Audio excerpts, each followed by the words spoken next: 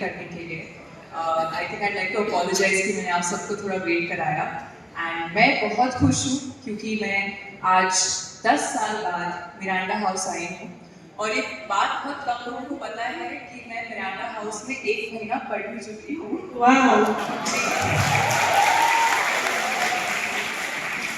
और इसी स्टेज पे मैंने टॉन्स जो वेस्टर्न डांस सोसाइटी है उसका ऑडिशन दिया था और 1 महीना मैंने पढ़ाई नहीं की क्योंकि उस वक्त हमारा जो मेडिकल का रिजल्ट था प्री मेडिकल टेस्ट का वो डिले हो गया था उस साल। तो मैंने मैथ ऑनर्स में मिरांडा हाउस में एडमिशन लिया था। मैथ स्टूडेंट्स है, ओके ग्रेट। बट तब तक पता चल गया था कि MBBS में हो जाएगा और मेरा पहला ऑप्शन तो MBBS ही था। तो मैं 1 महीना मैंने बहुत इन्जॉय किया है यहाँ पे। मैं आती थी, मैं वेस्टर्न डांस सोसाइटी के साथ प्रिपेयर करती थी और अपने दोस्तों के साथ हम इस चिल करते थे। क्या बात है। तो मानुषी क्योंकि आप यहीं की पढ़ी यहीं की चीज़ें की हैं तो बचपन से शुरू करते हैं। बचपन की मानुषी कैसे हुई? बचपन की मानुषी कितनी शरारती, कितनी पढ़ाकू तो बहुत थी। शरारती तो मैं इतनी नहीं थी। शरारत में मेरी बड़ी बहन मुझसे आगे बढ़ करती थी। क्या क्या करती थी शरारत?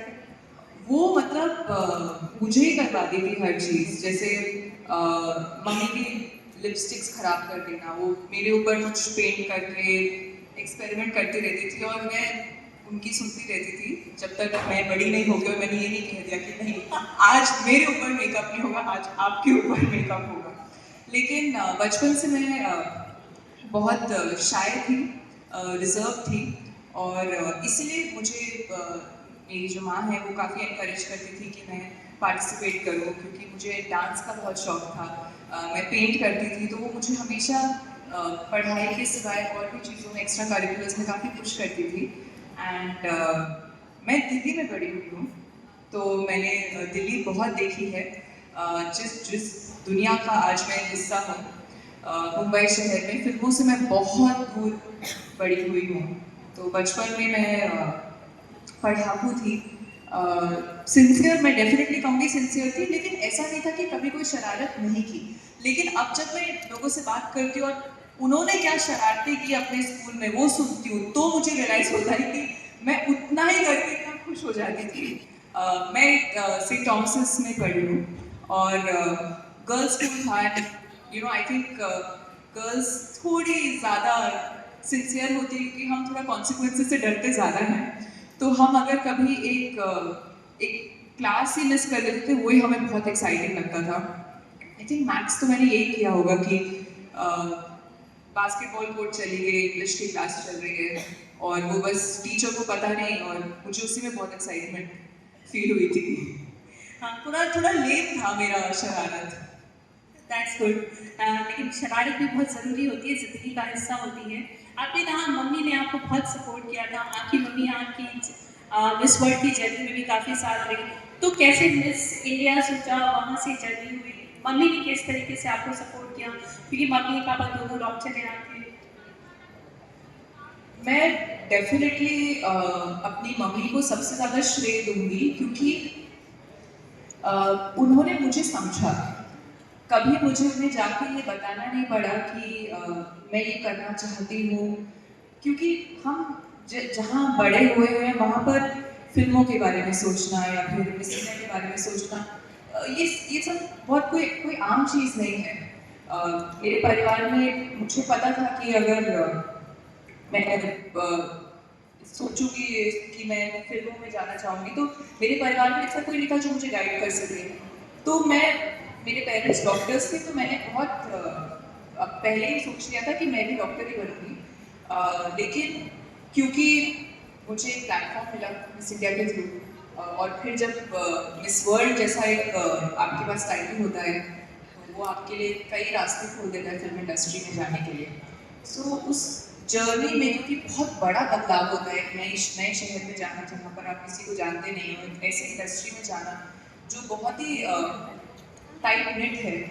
तो वहाँ पर जाकर किसी तरह से सिर्फ एक फिल्म साइन करना ही एक बहुत बड़ा चैलेंज होता है। पर वहाँ पे डटे रहे ना, वो भी एक बहुत बड़ी जर्नी। तो आप तो जानते हो कि आप कितने एक्टर्स से बात करते हैं, तो आप बिना सपोर्ट के आप नहीं कर सकते। आप जब घर वापस जाते हैं तो आप चाहेंगे कि आपके आसपास ऐसे लोग हों जो आपको अनकंडीशनली लव करते हैं। पेरेंट्स की सिवा आपको अनकंडीशनली लव कोई वैसे कर भी नहीं सकता।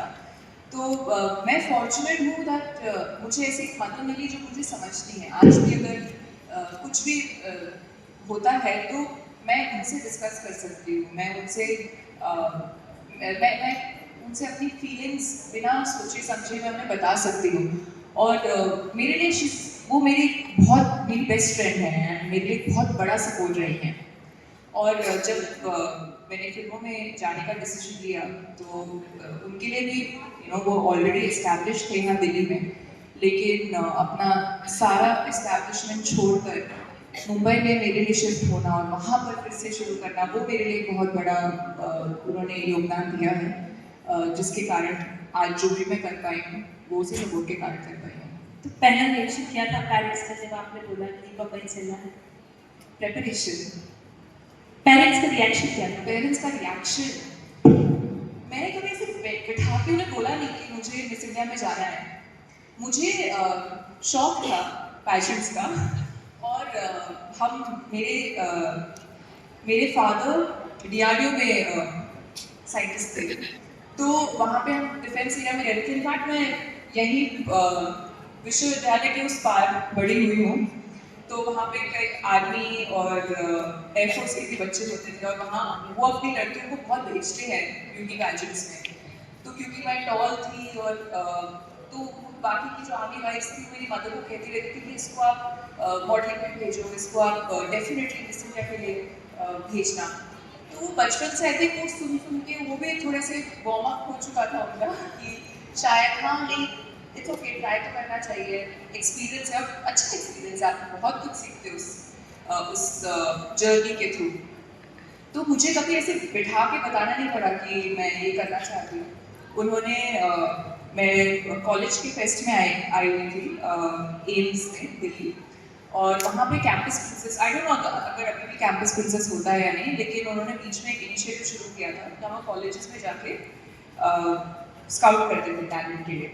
तो वहाँ पर मुझे देखा और उन्होंने एक छोटा सा कॉम्पिटिशन किया, और वहाँ से उन्होंने मुझे कहा कि आप आइए, आप ऑडिशन दीजिए।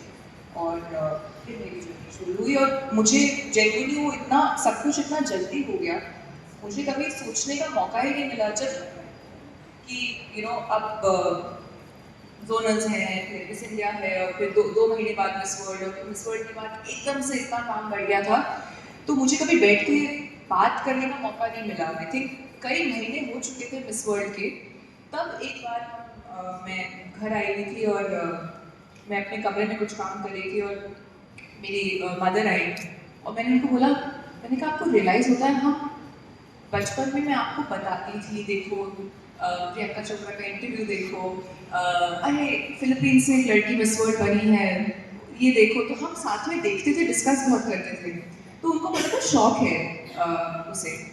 मैंने कहा आपको रियलाइज हुआ है कि हमारी लाइफ में हो गया जो हम सोच रहे थे? तो वो रियलाइजेशन बहुत बाद में हुई। मानुषी, हम सब जानते हैं कि आप मिस वर्ल्ड रही हैं, आपने देश का नाम गौरवान्वित किया है, लेकिन इस सफलता के मायने आपके लिए क्या थे जब आपको ताज पहनाया गया, लाइफ एकदम से चेंज हुई, तो इस सक्सेस के मायने क्या है? मैं कहूँगी कि जब हम बिल्कुल स्कूल से निकलकर कॉलेज में जाते हैं और तो एक तरह से हम वर्ल्ड में अपनी एंट्री शुरू कर रहे हैं, उस वक्त आपका एक्सपीरियंस 0 होता है, कॉन्फिडेंस 100 होता है। तो तब आपको लगता है आप तो ये कर लोगे, वो कर लोगे, आपको सब पता है, आप किसी की नहीं सुनते हो। और धीरे धीरे एक्सपीरियंसेस जब होते हैं लाइफ के, आपको तब रियलाइज होता है कि कितना कुछ सीखना है, कितना कुछ नहीं आता, और आपको तब समझ आता है कि कितना ग्रो करना है आपको। मेरे साथ शायद वो जर्नी हो रही है। तो जब मैंने शुरू किया था, मैं 20 साल की थी जब मैं मिस वर्ल्ड जीती, और उस वक्त मेरे लिए सक्सेस का मीनिंग बहुत डिफरेंट था। उस वक्त मेरे लिए सक्सेस एक तरह से बड़ा लीनियर कंपटीशन रहता था, क्योंकि स्कूल में हमें सिखाया जाता है कि आप एग्जाम्स में आपके इतने मार्क्स आने चाहिए, जो टॉपर होता है उसको सेलिब्रेट किया जाता है, और मैं बचपन से टॉपर थी, तो मुझे हमेशा अच्छा लगता था कि मेरे मार्क्स सबसे अच्छे हैं। फिर कॉलेज, अच्छा ठीक है तुम्हारी क्या रैंक आई है तुम्हारी, तो वो एक तरह से बड़ा लीनियर एक कम्पिटिटिव वर्ल्ड में हम मैं बड़ी हुई हूँ। और फिर जब लाइफ शुरू होती है आपको रियलाइज होता है कि लाइफ एक लीनियर कंपटीशन नहीं है, वो अप्स डाउन्स और उसके कई एस्पेक्ट्स बन जाते हैं। तो आज मेरे लिए सक्सेस का डेफिनेशन बहुत डिफरेंट है। आज मैं कहूँगी कि अगर मैं हर एस्पेक्ट में, चाहे वो एज अपने रिलेशंस में, as a daughter, as a friend, अपने प्रोफेशन में, अपने स्पिरिचुअल ग्रोथ में, और अपने पर्सनल, अपने हेल्थ में, इन सभी एस्पेक्ट्स में अगर मैं कल से थोड़ी बेहतर हूँ, तो मुझे ऐसा लगता है कि मैं सक्सेस हूँ। बिल्कुल, बहुत अच्छी बात रही है। सक्सेस का मतलब ये है कि आप हर रोज़ बेहतर करें। और हर एस्पेक्ट में यहाँ सब स्टूडेंट्स हैं, और मैं सभी को ये कहना चाहूँगी कि करियर बहुत इंपॉर्टेंट है। मेरे लिए मेरा करियर सबसे ज़्यादा मायने रखता है, मेरी टॉप प्रायोरिटी है। तो हमेशा उसको पूरे फोकस के साथ, पूरे डेडिकेशन के साथ, पूरी मेहनत के साथ परस्यू करो, लेकिन अपनी सारी हैप्पीनेस अपने करियर में मत डालो। जो खुशी होती है ना, वो आपको छोटी चीज़ों से ही आती है। तो वो खुशी अगर आप अपने मार्क्स में या अपने सिर्फ अपने करियर पे ढूंढोगे, तो आपके लिए बहुत मुश्किल हो जाएगा आगे जाके। आई मीन डेफिनेटली मैं आप लोगों से थोड़ी बड़ी हूँ, तो मैं आपको इतनी एडवाइस दे सकती हूँ दैट लाइफ की जो सक्सेस होती है वो कई पैरामीटर्स में मेजर की जाती है, सिर्फ एक चीज़ से। बिल्कुल सही। सक्सेस को आप एक पैरामीटर पे ना भी ले सकते हैं, क्योंकि वक्त के साथ बदलते हैं पैमाने इसके बदलते हैं। लेकिन मनुष्य के इस वर्ल्ड में जो भी आपके एक्सपीरियंसेस हैं, अब आप क्योंकि सिनेमा का हिस्सा है और इतनी फिल्में कर चुकी हैं, लेकिन वहाँ की ऐसी कौन सी लर्निंग रही जो आपको इस इंडस्ट्री में काफ़ी काम आई? वहाँ से ऐसी क्या सीख रही, क्या लर्निंग रही? लत लगी, अच्छा। फिल्म इंडस्ट्री से उसकी लत ना ही लगे, क्या सीखा? Film from the you journey from this world. Patience. Patience सीखा मैंने बहुत, कि जो लाइफ की जर्नी होती है, वो आप सबको आपका स्टार्टिंग पॉइंट और आपका एंड पॉइंट दिखता है, लेकिन उसके बीच की जो जर्नी है वो आपको खुद तय करनी है। वो सिर्फ आप ही को पता है कि आपके साथ क्या हो रहा है, आपकी क्या प्रायोरिटीज है, आपने क्या सैक्रिफाइस किया, क्या नहीं किया। तो आई थिंक एक तो पेशेंस सीखा मैंने, और दूसरा not to seek external validation. अपनी खुशी के लिए करो, किसी और को कुछ प्रूव करने की हमें कोई जरूरत नहीं। आई थिंक दैट इज वो मैंने शायद फिल्मों से सीखा, क्योंकि हम इतना एक पब्लिक लाइफ जीते हैं, और हम जो करते हैं, पहनते हैं, काम करते हैं, नहीं करते, हर चीज़ में हमें जज किया जाता है। एक टाइम के बाद आपको, पहले मुझे बहुत फर्क पड़ता था चीज़ों का, हर छोटी चीज़ बहुत बड़ी लगती थी। फिर एक दिन मैंने रियलाइज़ किया कि ये सिर्फ फिल्म इंडस्ट्री की बात नहीं है, शायद हम सब ये फेस करते हैं कि हम सबको किसी ना किसी वे में जज किया जाता है। शायद स्केल बढ़ जाता है जब आप फिल्मों में काम करते हैं, तो वो दूसरों के लिए जीना मैंने शायद बंद कर दिया। एक्ट्रेसेस को वैसे भी जज ज़्यादा किया जाता है कहना चाहिए। एक्ट्रेस को किया जाता है अलग वे में, बट आई मीन ऐसा भी होता है हमारी सोसाइटी में कि जो जेंडर के बेस पे आपको अलग तरह के आपके पैरामीटर्स होते हैं, और आपको अलग तरह से देखा जाता है। तो वो ही चीज़ मैग्नीफाई होकर शायद एक फीमेल एक्टर में भी आ जाती है। लेकिन आपने जेंडर्स की बात की, तो एक बात सिक्योरिटी की भी होती है। वुमेन सिक्योरिटी को लेकर भी अक्सर सवाल उठते हैं। तो मनुष्य इंडस्ट्री में कितना चेंजेस पा रही हैं आप? सेट पे जैसे पहले चलती होगी, बहुत सारी एक्ट्रेसेस कहती थी कि उनके पास वैनिटी बैग नहीं होती थी, रूम नहीं होता था, कैसे उन लोग एडजस्ट करते थे।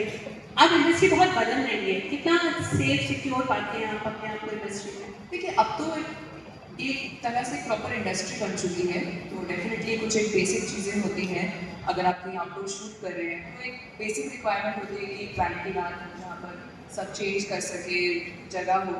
तो आई मीन मुझे तो इंडस्ट्री में आए बहुत ही कम समय हुआ है, तो मैं पहले की तो बात नहीं कर सकती, लेकिन मैं ये ज़रूर कहूँगी कि काफ़ी हद तक एक ऑर्गेनाइज प्रोफेशन तो बन चुका है। आप जेंजी है ना, तो आप ज़्यादा Gen Z। नहीं, बट डेफिनेटली काफ़ी ऑर्गेनाइज है और मैं ये कहूँगी हर इंडस्ट्री की तरह इस इंडस्ट्री में भी हर तरह के लोग हैं। मैं शायद ऐसे लोगों के साथ काम कर रही हूँ जहाँ पे चीज़ें बहुत ही ऑर्गेनाइज होती है, तो इन चीज़ों के लिए हमें कोई प्रॉब्लम इतनी होती नहीं है। लेकिन ये बहुत बेसिक चीज़ है जो चाहे आप मेल हो या फीमेल हो, अगर आप एक्टर हो सेट पे तो एक बेसिक रिक्वायरमेंट होती है कि आपके पास एक जगह हो, क्योंकि विजुअल मीडियम है acting, of course costume makeup ये सब एक उसका बहुत बड़ा पार्ट बन जाते हैं, तो उसके लिए आपको एक डेजिग्नेटेड जगह चाहिए जहाँ आपकी पूरी टीम काम कर सके। थोड़ा सा अब आपकी फिल्मों पे आते हैं। जी। मानुषी आपकी पहली फिल्म थी सम्राट पृथ्वीराज। यश राज फिल्म्स की हीरोइन बनना हर किसी का सपना होता है जो एक्टिंग में आना चाहती है, एक्ट्रेसेस आना चाहती है, चाहे हीरो हो। आपके लिए वो मोमेंट क्या था? पहला फोन किसने किया यश राज से? क्या चीज़ें हुई थी उस समय की संयोगिता बनना है? तो पहला ऑफर मुझे यशराज से नहीं आया था, लेकिन आदित्य चोपड़ा सर वो पहले इंसान थे जिन्होंने मुझे ये महसूस कराया कि मैं एक्टिंग कर सकती हूँ, या उन्हें मुझ में काफ़ी कॉन्फिडेंस था। और जब मुझे पता चला कि मैं यशराज से लॉन्च हो रही हूँ, तो मुझे लगा कि मैं वो सफ़ेद साड़ी और कि वो एक चांदी की शिफॉन साड़ी वाली हीरोइन बनूंगी, लेकिन ऐसा नहीं हुआ। मैंने उनके साथ 2 फिल्में की और दोनों फिल्मों में मुझे बिल्कुल भी ये सब करने के लिए नहीं मिला। मुझे लगा कि शायद हम स्विट्जरलैंड में शूट करेंगे या इटली में जाके सॉन्ग शूट करेंगे। मेरी पहली फिल्म एक पीरियड फिल्म थी, तो हमें सब इंडिया में ही शूट करना था। और दूसरी फिल्म थी एक स्मॉल टाउन इंडिया की कहानी थी, तो उसमें भी कोई स्कोप नहीं था बाहर जाने का। तो मेरा एक्सपीरियंस बहुत अलग था जो मैंने सोचा उससे। थोड़ा एलिब्रेट करिए कैसा पहली पिक्चर थी? से आपकी जो पहली फिल्म होती है, जो पहली टीम होती है जिसने आप में बिलीव किया, वो सबसे स्पेशल होती है। मुझे आज भी सबसे ज़्यादा लगाव अपनी पहली पिक्चर से है, चाहे वो मेरे को एक्टर्स हों, चाहे मेरे प्रोडक्शन की टीम हो, हमारे प्रोड्यूसर हो या फिर डायरेक्टर हो। उनके साथ आप एक तरह से एक स्टूडेंट की तरह आप जाते हैं सेट पे और आप बिल्कुल एक ब्लैंक कैनवस होते हैं।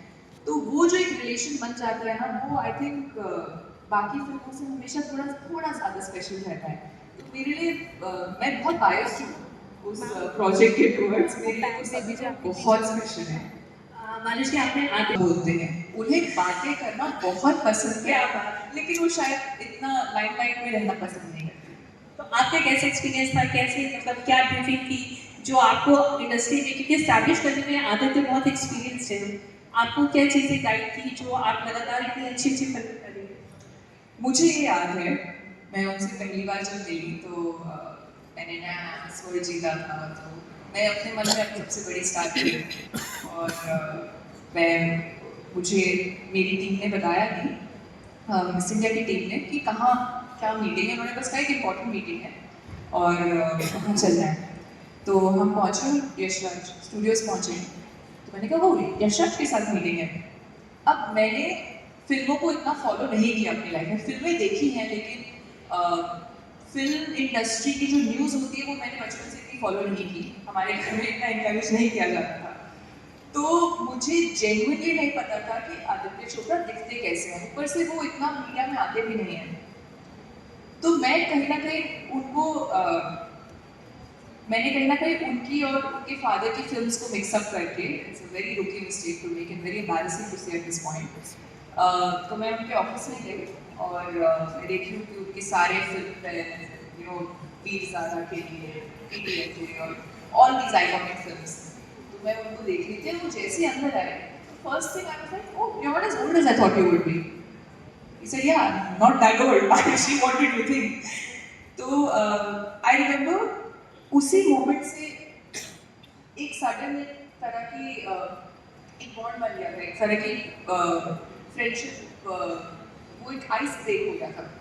तो 10 मिनट की वो मीटिंग थी, आई थिंक हम 1 घंटा तक बात करते रहे। उन्होंने मुझसे मेरी लाइफ के बारे में पूछा, मैंने पूछा अच्छा ठीक है क्या फिल्में देखी, कौन सी फेवरेट फिल्म है, कौन फेवरेट एक्टर्स हैं।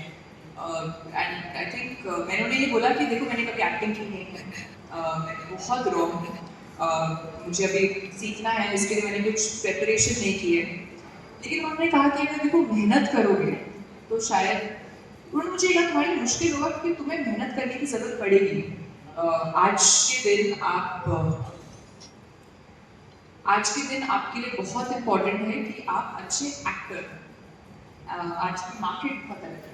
तो उन्होंने मुझे ये बात बहुत क्लियरली कही थी कि वो ज़माना अब नहीं रहा कि आप सिर्फ, अगर आप सिर्फ सुंदर हो या आप सिर्फ मिस वर्ल्ड हो तो आपको काम मिलेगा। आपको एक तो प्रोफेशनलिज्म के साथ अपने आप को कंडक्ट करना होगा और आपको आपके बेसिक जो आपका काम है उसमें अच्छा होना होगा। तो मैंने उन्हें कहा मैं मेहनत करने को रेडी हूँ, लेकिन मुझे डायरेक्शन चाहिए है। वो डायरेक्शन के लिए उस वक्त वो मेरे मेंटर थे। तो कितने लोगों ने यहाँ पे सम्राट पृथ्वीराज देखी है?